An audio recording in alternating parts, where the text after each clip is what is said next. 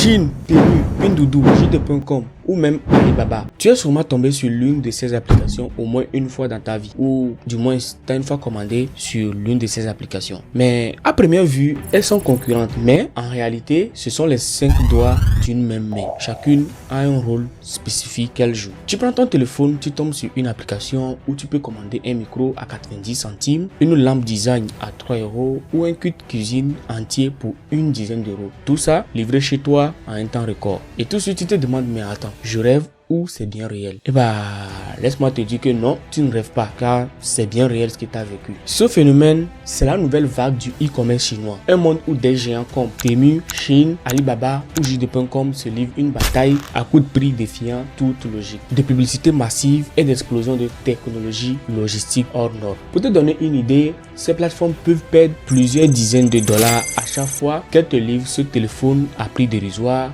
ou ce sous-vêtement à quelques euros, et ça rien que pour conquérir ta fidélité, ton attention et placer un pied ferme dans ton quotidien. Mais elles ne cherchent pas uniquement à te vendre un produit pas cher. Ce qu'elles construisent, c'est un écosystème immense, un nouvel ordre commercial numérique qui connecte usines, entrepôts, algorithmes et consommateurs sur toute la planète. Chers amis, dans cette vidéo, nous allons voir comment des plateformes chinoises comme Temu, Chine, Alibaba ou JD.com changent complètement la façon dont on fait nos courses en ligne. Je vais vous expliquer comment elles arrivent à proposer des produits super pas chers, comment elles s'installent partout dans le monde et ce que ça implique vraiment pour nous, pour le commerce et même pour la planète. On parlera aussi bien des bonnes idées que des problèmes que ça pose. Bref, à la fin tu comprendras pourquoi ce business chinois est en train de tout bouleverser et pourquoi ça change la donne pour tout le monde. Si tu es prêt, donc c'est parti.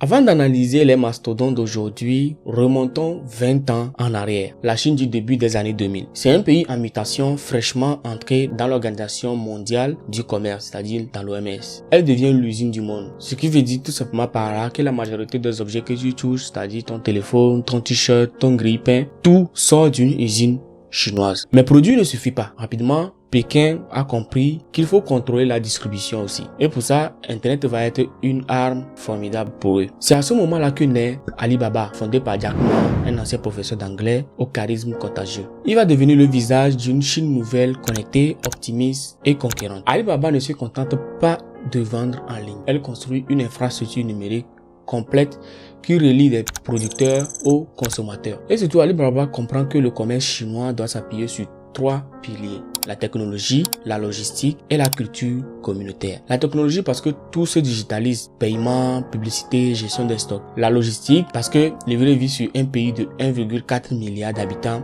c'est un défi colossal. Et la culture communautaire car en Chine, la consommation n'est pas individuelle, elle est sociale. On achète ensemble, on commente, on compare et on partage ensemble. En 2009, Alibaba crée un événement symbolique, le Double 7, la fête du shopping du 11 novembre. Si vous voulez, c'est l'équivalent chinois de notre Black Friday, mais 10 fois plus grand. En une seule journée, des centaines de milliards de yuan s'échangent. Le e-commerce devient un phénomène culturel à part entière. Singles Day a généré plus de 1400 milliards de yuan, ce qui fait 203 milliards de dollars de ventes en ligne, selon Syntoon. C'est près de 3 fois plus que le Black Friday qui génère lui autour de 74 milliards de dollars, c'est le chiffre qu'il a fait l'année dernière, et 15 fois plus que l'Amazon Prime Day qui est une autre opération de commerciale qui ressemble d'ailleurs à l'Alibaba Day si vous voulez. Ce phénomène va permettre une nouvelle génération d'acteurs plus agressifs, plus numériques, plus internationaux de se lancer à l'assaut du monde.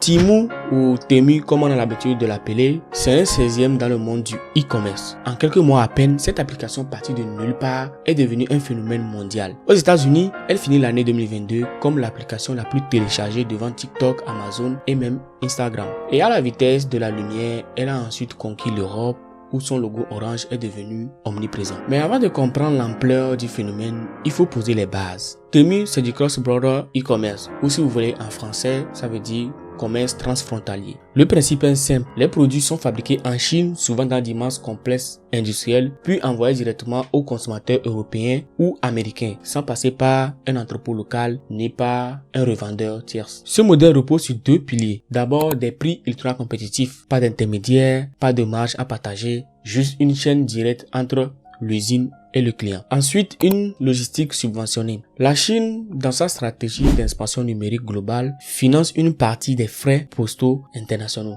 Autrement dit, un câble HDMI acheté à 80 centimes peut voyager de Shenzhen à Paris par exemple pour presque rien du tout, car le coût réel du transport est en partie pris en charge par le gouvernement chinois. Derrière Temu, il se cache P. Diddy Holding. Et non, je parle pas du rappeur P. Diddy, je parle de P. Diddy Holding, le géant déjà propriétaire d'une autre plateforme titanesque, Pinduoduo, qui fait fureur sur le marché chinois. Mais on va pas parler de ça maintenant, on en parlera plus tard dans la vidéo. Mais ce qui a véritablement propulsé Temu dans la cour des grands, c'est son marketing chirurgical audacieux sans précédent. Pour s'imposer aux États-Unis, Temu a frappé un grand coup, une publicité au Super Bowl. Pas une seule, mais 3 publicités ont été diffusées lors du Super Bowl 2024, pour être précis en février 2024, sans compter les spots juste après la fin de l'événement pour un total d'au moins 6 diffusions. Chacune de ces publicités de 30 secondes coûtait environ 7 millions de dollars, ce qui porte l'investissement à environ 21 millions de dollars rien que pour des temps d'attente. Mais Temu ne s'arrête pas là et a également offert 15 millions de dollars aux coupons et cadeaux pour attirer de nouveaux utilisateurs. En 2023, l'application avait déjà investi lourdement avec au moins 2 spots au Super Bowl en février 2023, l'année où elle est devenue l'application la plus téléchargée aux États-Unis. I like it. Yep, it's mine. The prices blow my mind. I feel so rich. Oh yeah. I feel like a billionaire. I'm shopping like a billionaire. I'm shopping like a billionaire. I'm shopping like a billionaire. I get it straight from the makers. I'm shopping like a billionaire. Download the Temu app and shop like a billionaire. Le message de la marque était clair, shop like a billionaire, ou tout simplement si vous voulez en français, faites des courses comme un milliardaire. Ce slogan n'a rien d'anodin, il touche en plein cœur le fantasme de la consommation sans limite. Acheter tout ce que l'on veut sans se soucier du prix. C'est une promesse d'abondance à un prix dérisoire. Et devinez quoi? Le pari a fonctionné. À une soirée, des millions de téléspectateurs américains ont découvert Temu, ils l'ont téléchargé, c'est-à-dire téléchargé l'application, et l'ont testé ou ont testé l'expérience tout simplement. Mais derrière le sourire marketing, le modèle Temu repose sur une logique bien plus brutale. Perdre de l'argent aujourd'hui pour dominer le marché demain. Chaque commande, ou si vous voulez presque chaque commande, est vendue à perte, avec des pertes estimées à jusqu'à 30 $ par commande. Ce sacrifice est calculé pour étouffer la concurrence. Pendant ce temps, ce que vous ne savez pas, c'est que Temu collecte beaucoup de données personnelles. Le temps passé, articles vus, panier, revenus estimés, localisation, historique d'achat. Ces données sont utilisées pour peaufiner la publicité et stimuler toujours plus d'achats chez vous. C'est une stratégie d'acquisition prédatrice que des économistes analysent comme un pari massif sur l'avenir. Mais Temu ne se contente pas d'un marketing classique. Il transforme le shopping en un véritable jeu d'addition empruntant au code des jeux vidéo et des jeux de hasard. Dans l'application, tu peux faire tourner une roue de fortune, ouvrir des coffres mystères et participer à des mini-jeux comme Fishland, c'est-à-dire élever des poissons, ou Farmland, ou gérer une ferme virtuelle. Ces jeux te permettent de gagner des coupons, des crédits, voire des produits gratuits en effectuant des actions précises, c'est-à-dire connexion quotidienne, partage de l'application, achat minimum ou simple ajout au panier. Mark Griffiths, professeur en dépendance comportementale à l'université de North-Trent, explique que Temu a parfaitement réussi à combiner shopping et gamification. Il dit, vous devez littéralement parcourir l'application pour obtenir vos récompenses. Ces mécanismes proches des casinos en ligne exploitent de la dopamine du joueur ou bien tout simplement l'acheteur, rendant l'expérience additive. Mais attention, ces récompenses sont souvent liées à des conditions qui encouragent encore plus d'achats, créant un cercle vicieux d'achat compulsif où la peur de manquer une bonne affaire omniprésente. Et pour finir, cette expansion fulgurante cache un coût humain et écologique non négligeable. Les usines partenaires de Temu se situent principalement dans les grandes zones industrielles chinoises où les normes environnementales et sociales sont souvent plus faibles. Des enquêtes indépendantes pointent du doigt des conditions de travail difficiles, des heures prolongées et des salaires bas, avec des sous-traitants peu transparents, notamment dans les zones sensibles comme Xinjiang. Je parlais chinois. Quant à l'impact environnemental, il est massif. Chaque produit appliqué est souvent expédié à l'unité par avion, générant une importante empreinte carbone liée au transport longue distance. Ce modèle mondial multiplie pollution logistique, usure des ressources naturelles par la surproduction et la pression constante sur les travailleurs. Des experts en économie durable et organisations de consommateurs comme Test Achat alertent sur ces pratiques et recommandent la prudence face à cette machine commerciale qui semble ludique mais repose sur des principes très industriels et agressifs. En surface, Temu apparaît comme une application joyeuse, rapide et accessible, mais en profondeur, c'est un acteur qui cherche à remplacer Amazon comme leader mondial du commerce numérique. Mais avant Temu, une marque chinoise comme Shein avait déjà ouvert la voie à cet éclair du marché occidental.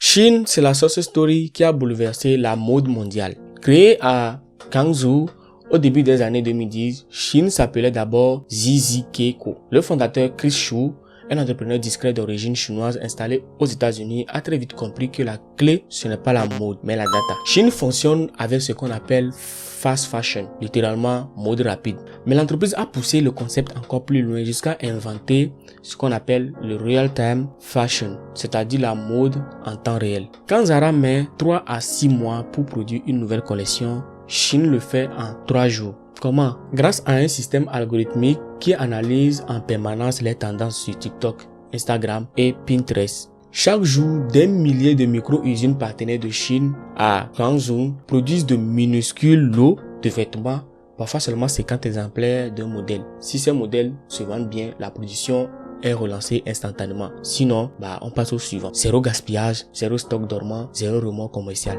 Shein s'est rapidement installée aux États-Unis via un marketing agressif auprès de la Gen Z. Vous savez, la génération née avec les réseaux sociaux. À coup d'influenceuses, de codes promo, de Shein Haul, vous savez, ces vidéos où les jeunes montrent leur achat massif ou bien ce que par exemple les gens appellent, unboxing et tout ça. La marque est devenue un phénomène culturel mondial. Mais Shein a aussi suivi la même voie que Temu, envahit la publicité américaine sur les grands événements médiatiques, pendant le Super Bowl, sur YouTube, sur TikTok. En fait, Shein sponsorise tout ce qui touche à la culture jeune. La marque a aussi compris la culture de l'illusion de richesse. Vous savez, des vêtements en masse, renouvelés sans arrêt pour donner aux consommateurs le sentiment de pouvoir changer de style à volonté. Mais derrière ce rêve de liberté se cache un système d'exploitation complexe. Production sur-sollicitée, pollution textile extrême et plagiat massif de créateurs indépendants. En réalité, Shein n'est pas seulement une marque de vêtements, c'est un algorithme commercial mondial. Et cet algorithme est l'une des armes les plus puissantes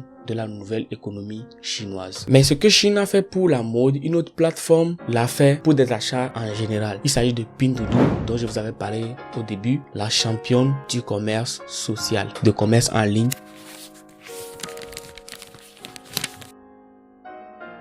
Pinduoduo, fondé en 2015 par Colin Huang, un ancien ingénieur de Google qui a su transformer son expérience technologique à une révolution du commerce en ligne, a redéfini le e-commerce avec un concept totalement novateur. Ce n'est plus seulement de question d'acheter, mais de jouer à acheter. Le principe de Pinduoduo repose sur le concept de social commerce ou commerce social, c'est-à-dire une plateforme où les utilisateurs achètent en groupe pour bénéficier du prix plus bas. Par exemple, tu veux un blender, si tu l'achètes, il te coûtera 25 €. Mais si tu réussis à convaincre 2 amis d'acheter en même temps que toi, le prix descend à 15 €. Dans cette mécanique, incite non seulement à acheter, mais à engager son cercle social, renforçant la viralité du service et la fréquence d'utilisation. Pour rendre l'expérience encore plus additive, Pinduoduo a intégré des éléments de gamification. Les utilisateurs peuvent collecter des points, faire tourner des roues de fortune, nourrir des plantes virtuelles et gagner des réductions. Cette approche ludique mêle social, jeu, shopping dans un cocktail redoutable efficace. Ce modèle a connu une croissance fulgurante en Chine, notamment dans les zones rurales et auprès de populations moins riches, mais très connectées. Cette expertise communautaire a permis à Pinduoduo Holding, la maison mère, de lancer avec succès Temu à l'international. Temu, c'est Pinduoduo tout simplement exportés hors de Chine. Pendant que Pinduoduo conquérait le cœur des masses populaires avec son social commerce, d'autres acteurs chinois comme JD.com ont choisi de miser sur la qualité, la rapidité et le segment haut de gamme, posant une autre stratégie complémentaire dans l'écosystème chinois du e-commerce.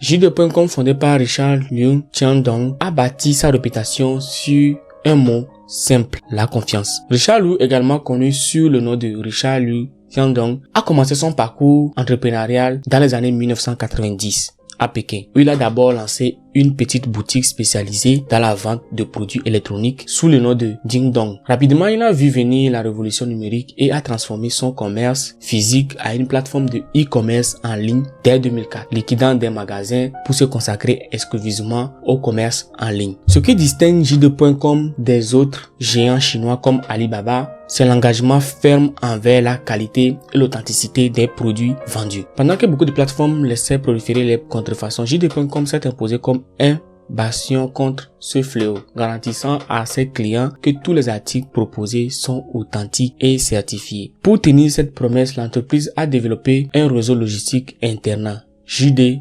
Logistique. Cette infrastructure impressionnante regroupe des entrepôts automatisés et une flotte de livraison gérée en propre, sans passer par des prestataires tiers. JD.com maîtrise toute la chaîne, du stockage à la livraison, ce qui lui permet d'offrir des délais de livraison rapides et une grande sécurité dans les transports. Au fil des années, JD.com a également investi massivement dans les nouvelles technologies. Des entreprises entièrement robotisées où les machines manipulent rapidement des milliers de colis par heure. Le développement des drones aussi de livraison innovants pour desservir les zones rurales et reculées de Chine. Et pour finir, ils ont investi également dans le développement des outils d'intelligence artificielle pour optimiser la gestion des stocks, prévoir la demande et personnaliser l'expérience client. Donc cette stratégie a porté ses fruits. JD.com est devenu le deuxième plus grand acteur du e-commerce chinois, juste derrière Alibaba, avec un positionnement clair, cibler la classe moyenne et supérieure urbaine à la recherche de qualité, rapidité et fiabilité. Si vous voulez, on peut dire que JD.com est un peu l'Amazon premium de la Chine, avec un ADN fortement industriel et technologique contrastant avec la volonté d'Alibaba de créer un vaste écosystème commercial. Alibaba de son côté ne se contente plus de la simple vente en ligne. Il contrôle aujourd'hui un univers complet qui mêle paiement, cloud, livraison et même divertissement, offrant ainsi un complément parfait à l'approche industrielle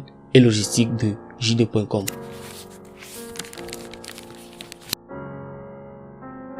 Et pour terminer avec la dernière entreprise, lorsque Jack Ma a fondé Alibaba en 1999, son ambition était claire, mettre Internet au service de toutes les entreprises chinoises. À l'époque, Jack Ma, alias Ma Yun, c'était un ancien professeur d'anglais passionné par les langues et la technologie. Donc, originaire de Hangzhou, dans la province du Zhejiang, après un voyage aux États-Unis où il découvre Internet, il comprend qu'il existe là une immense opportunité pour ouvrir le commerce chinois au monde, notamment aux petites et moyennes entreprises. Alibaba démarre comme une plateforme de commerce B2B, business to business, destinée à mettre en relation les fournisseurs chinois avec des acheteurs internationaux. Ce choix stratégique répond à un besoin majeur, faciliter l'exportation des PME chinoises vers l'étranger. Rapidement, Jack Ma lance Taobao en 2023, je ne sais même pas si j'ai bien prononcé le nom. C'est une plateforme à grand public de vente en ligne qui deviendra en quelques années le principal concurrent d'eBay en Chine. Et il a réussi à capturer le marché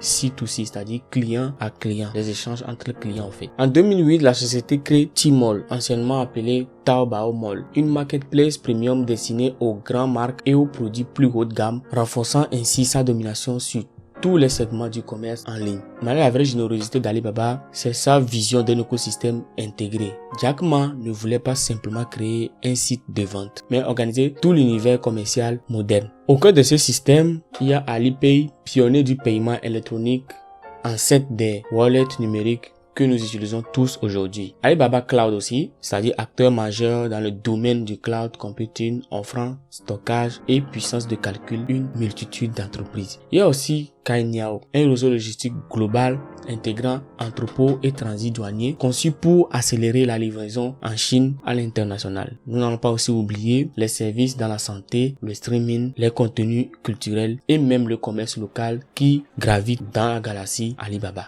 Donc ce qui en fait aujourd'hui toute une nation numérique parallèle où toutes les étapes production, vente, paiement et transport sont intégrés, fournissant une expérience fluide et complète aux consommateurs et aux entrepreneurs. Mais depuis 2020, le géant a dû céder à la pression du gouvernement chinois suite aux critiques publiques de Jack Ma sur la politique économique du pays. Le message du parti communiste a été clair. Malgré sa taille, aucune entreprise ne peut se placer au-dessus des autorités. Malgré cette restriction, Alibaba reste un pilier incontournable. Sa taille, ses technologies et son savoir-faire sont essentiels pour que l'écosystème e-commerce chinoise continue de fonctionner à cette échelle. Cette histoire doit nous amener à nous poser cette question. Comment cette entreprise unie par une même culture d'innovation redessine le commerce mondial? Temu envahit le commerce par ses prix imbattables. Chine s'impose dans la culture populaire en jouant sur les émotions et la vitesse. Pinduoduo explore le modèle de commerce collectif. JD.com incarne le haut de gamme et la qualité. Alibaba construit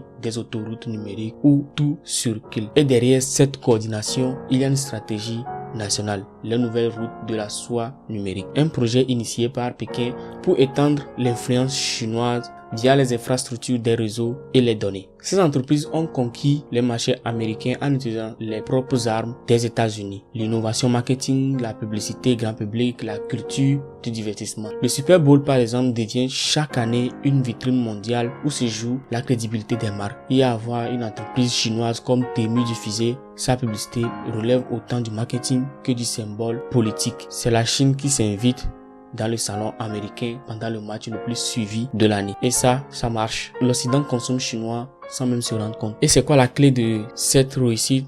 C'est la data, c'est-à-dire les données. Chaque clic alimente un immense réservoir d'informations sur nos comportements, ce que nous voulons, ce que nous craignons, ce qui nous séduit. Ces données retournent en Chine et servent à ajuster chaque pixel de l'expérience utilisateur. C'est une boucle d'optimisation géante. D'ailleurs, je prépare même une vidéo sur ces histoires de données. Mais il y a aussi la question du soft power, littéralement le pouvoir doux, la capacité d'un pays à influencer les autres, non pas par la force, mais par la culture, les marques ou les récits. C'est exactement ce que fait la Chine aujourd'hui. Prenons par exemple cette histoire. Aujourd'hui, quand nous regardons une vidéo sur TikTok qui appartient à ByteDance, c'est-à-dire l'entreprise chinoise, que tu commandes, par exemple, quand tu commandes aussi une robe sur Chine ou un gadget sur Temu, tu participes à cette influence culturelle à petite dose et en continu tout simplement. En gros, ces 5 plateformes, Temu, Chine, Pinduoduo, JD.com et Alibaba, elles ont compris ce que les occidentaux ont oublié. Ce que le commerce, ce n'est pas seulement une transaction, c'est une habitude. Et que celui qui contrôle l'habitude contrôle le monde. La Chine n'a pas conquis le monde avec des armes, mais avec des ports, des câbles, des serveurs et des applications. Une conquête silencieuse mais totale. Et la vraie question que nous devons nous poser aujourd'hui, ce n'est plus est-ce que je vais acheter chinois, c'est plutôt est-il encore possible d'acheter autrement? En tout cas, chers amis, nous voilà à la fin de cette vidéo. J'espère qu'elle vous a plu. Et si c'est ta première fois de passer par ici, moi je m'appelle Negro Mike. N'hésite pas à t'abonner, active la cloche de notification pour ne manquer aucune de mes prochaines vidéos. Si elle t'a plu la vidéo, partage aussi autour de toi pour faire en profiter aussi les autres. Ici, je vous mettrai quelques vidéos ici et ici qui vont peut-être vous intéresser. N'hésitez pas à cliquer dessus pour aller regarder. Et voilà. D'ici là, prenez soin de vous. À très bientôt pour une nouvelle vidéo. Ciao.